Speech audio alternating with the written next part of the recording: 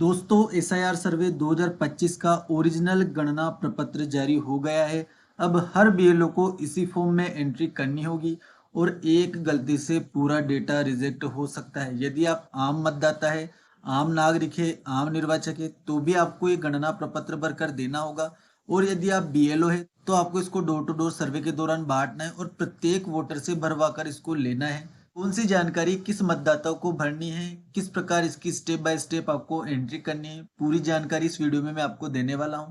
इससे पहले अगर आप हमारे चैनल पर नए हैं तो पहले चैनल को सब्सक्राइब कर लीजिए, बेल आइकन को प्रेस कर लीजिए, क्योंकि इस प्रकार की एसआईआर से रिलेटेड जो भी अपडेट आएगी आपके मोबाइल तक पहुंच जाएगी। देखिए फ्रेंड्स, कल मैंने एक वीडियो अपलोड किया था गणना प्रपत्र, उसमें भरना मैंने आपको बताया था किस प्रकार आपको भरना है। लेकिन अब निर्वाचन विभाग ने ऑफिशियल जो गणना प्रपत्र प्रिंटेड आए हैं बीएलओ को वो वितरित कर दिए हैं। अब बीएलओ उनको डोर टू डोर सर्वे के दौरान बांटेगा और पूरी सूचना भरवा कर वापस कलेक्ट करेगा, फिर उसको ऑनलाइन अपलोड करेगा। तो वो फॉर्मेट में आपको दिखा देता हूँ क्या बदलाव उसमें आया है, क्योंकि वो फॉर्म इंग्लिश में था, ये फॉर्म पूरा हिंदी में आया। आप देख लीजिए। सबसे पहले तो यहाँ पर आपको परिगणना प्रपत्र यानी कि न्यूमरेशन फॉर्म लिखा हुआ मिलेगा, भारत निर्वाचन आयोग का नाम मिल जाएगा और name and contact number of BLO. आपको यहाँ पर अपने बीएलओ का नाम भी मिलेगा और उसका मोबाइल नंबर भी मिलेगा। यदि कोई समस्या आपको आती है आप अपने बीएलओ से फोन पर कांटेक्ट कर सकते हैं। इसके बाद निर्वाचक का जो नाम है वो आपको प्रिंट मिलेगा, इपिक नंबर प्रिंट मिलेंगे, पता आपको यहाँ पर उसका पूरा प्रिंट मिलेगा, वोटिंग लिस्ट में जो उसकी क्रम संख्या है वो आपको प्रिंट मिलेगी, भाग संख्या प्रिंट मिलेगी और उसकी विधानसभा क्षेत्र का नाम और राज्य का नाम आपको प्रिंट मिलेगा।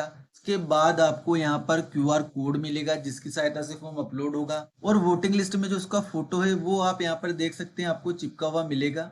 वर्तमान फोटो आपको चिपकाना है, जो आपका रंगीन फोटो होगा और वर्तमान का होगा वो आपको यहाँ पर चिपका देना है। इसके बाद जन्म तिथि आपको लिखनी है। कल मैंने बताया था आपको जन्म तिथि किस फॉर्मेट में और किस प्रकार आपको लिखनी है, जो वैलिड डॉक्यूमेंट्स में वही आपको लिखनी है। आधार संख्या यहाँ पर वैकल्पिक है, यदि आपके पास उपलब्ध है तो लिख दीजिए। मोबाइल नंबर आपको यहाँ पर मैंडेटरी रूप से भरने होंगे। पिता और अभिभावक का नाम लिखना है, पिता की इपिक नंबर यदि मौजूद है तो लिख दीजिए। माता का नाम आपको यहाँ पर लिखना होगा, इपिक नंबर नेसेसरी नहीं है, आपके पास उपलब्ध है तो आप लिख सकते हैं। अब यहाँ पर पत्नी की डिटेल भर रहे हैं आप तो यहाँ पर पति का नाम आएगा और उसकी डिटेल यहाँ पर आ जाएगी। और दूसरे रिलेशन भर रहे हैं तो ये वाले दोनों कॉलम यहाँ पर आपके खाली आ जाएंगे। इस प्रकार ये जनरल डिटेल आपको भर देनी है। अब इसके बाद ये जो दोनों फॉर्मेट दिए गए हैं साथियों, यही मोस्ट इंपोर्टेंट फॉर्मेट इस गणना प्रपत्र में है। इनको आप अच्छे से समझ लीजिए, क्योंकि इनमें छोटी सी भी मिस्टेक हो जाती है तो आपका नाम ड्राफ्ट सूची में नहीं आएगा।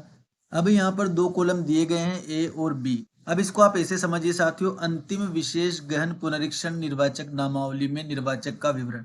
यदि 2002 में नाम है तो आपको ये ए वाला कॉलम भरना है और बी वाले को आपको खाली छोड़ देना है। बिल्कुल क्लियर है। जिस मतदाता का आप भर रहे हैं उसका नाम 2002 की सूची में है, ए कैटेगरी का वो है, तो ये वाला कॉलम आपको भरना है, इसको खाली बिल्कुल छोड़ देना है। क्या क्या आपको इसमें भरना होगा, निर्वाचक का नाम भरना होगा, इपिक नंबर भरना होगा, रिश्तेदार का नाम, जैसे आप पिता का भर रहे हैं तो उसके पिता का नाम यहाँ पर आएगा, रिश्ते में पिता आ जाएगा, जिले का नाम आएगा, राज्य का नाम और विधानसभा निर्वाचन क्षेत्र यानी कि 2002 में जो विधानसभा क्षेत्र था उसका वो आएगा, भाग संख्या 2002 की आएगी और क्रम संख्या 2002 की लिस्ट की यहाँ पर आ जाएगी।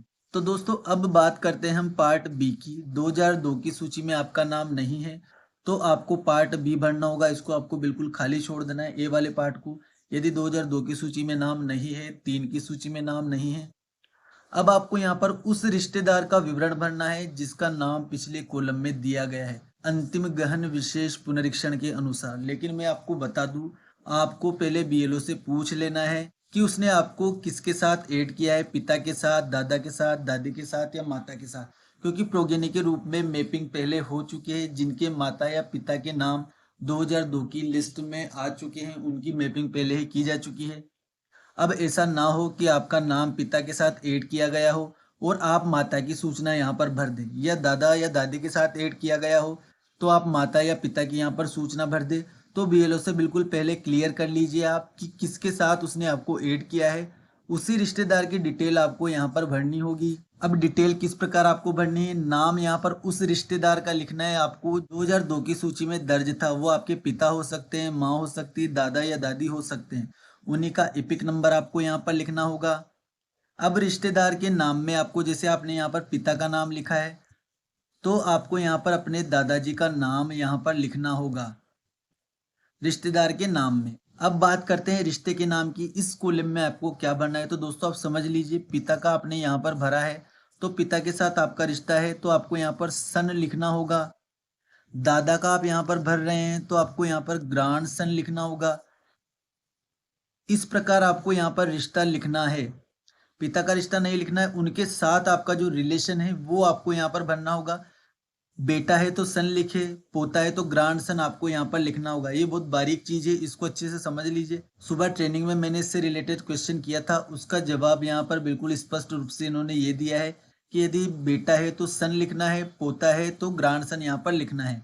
राज्य का नाम आपको यहाँ पर लिख देना है, विधानसभा क्षेत्र का नाम लिखना है, निर्वाचन क्षेत्र की संख्या, भाग संख्या और क्रम संख्या। ये सारी डिटेल आपको उस व्यक्ति की लिखनी है जिसका 2002 में नाम है और वो आपका रिश्तेदार है, जिसके साथ बीएलओ ने आपको प्रोगेनी के रूप में ऐड किया है। ये जानकारी आपको भरनी है। अब बात करते हैं साथियों, यदि आप बीएलओ है तो मैं आपको पर्सनली रूप से यही सलाह दूंगा कि इन सारी डिटेल्स को आप खुद ही भर ले, उनसे सिर्फ विवरण ले ले, क्योंकि गणना प्रपत्र आपको एक ही मिलेगा। 2 प्रति में ये है, एक आपको निर्वाचक को देना है, एक आपको खुद रखना है, तो इसमें गलती की संभावना नहीं है। इसलिए आप खुद ही इसको भर ले उनसे डिटेल लेकर, तो ज्यादा बेटर होगा, कोई गलती आपकी नहीं होगी। प्रोगेनी किसके साथ ऐड किया है ये भी आपको डिटेल पता है, ए कैटेगरी का कौन सा मतदाता है ये भी आपको डिटेल पता है। तो बीएलओ यदि इसको भरता है तो गलती की संभावना यहाँ पर कम होगी। थोड़ा सा वर्कलोड आपकी बढ़ जाएगा, लेकिन घूमने की, कटने फटने की और गलती की संभावना यहाँ पर खत्म हो जाएगी। और आप चाहते हैं ऊपर वाले को भी भरना, तो वितरण से पहले ही आप इन डिटेल्स को चाहें तो आप घर पर बैठकर पहले इन डिटेल्स को पूर्ति कर सकते हैं। जन्म तिथि को आप खाली छोड़ सकते हैं, बाकी डिटेल्स आप भर सकते हैं वितरण से पहले ही, ताकि जब आप डोर टू डोर सर्वे के दौरान घर पर जाएं तो आधा कार्य तो आपका हो जाएगा।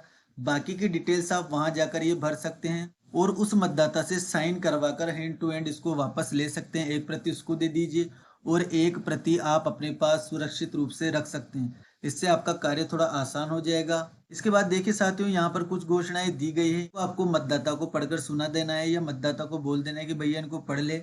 उसके बाद यहाँ पर सिग्नेचर करवा लेने हैं, सिग्नेचर करना नहीं आता है तो अंगूठा आपको लगवा लेना है और तारीख यहाँ पर आपको डलवा लेनी है। उसके बाद बीएलओ को भी यहाँ पर पुष्टि करनी, अच्छे से चेक करके यहाँ पर बीएलओ के हस्ताक्षर उसको कर देने हैं।